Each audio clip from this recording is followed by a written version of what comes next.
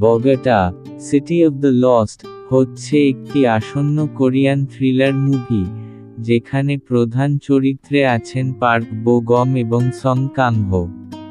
এখনও রিলিজ হয়নি, তবে এর গল্প ঘিরে কৌতূহল অনেক।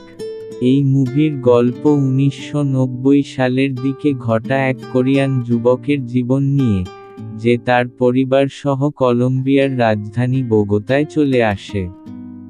শুরুতে তারা অনেক কষ্টে দিন কাটায়।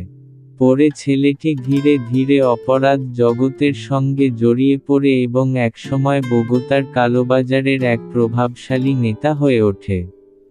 মুভিটা মূলত দেখাবে কিভাবে একজন নিরীহ ছেলেটিকে থাকার তাগিদে এক ভয়ঙ্কর জগতে ঢুকে পড়ে, আর ধীরে ধীরে বদলে যায় তার জীবন ও মানসিকতা। এটা থ্রিল, ড্রামা আর কিছুটা অ্যাকশনের মিশ্রণ।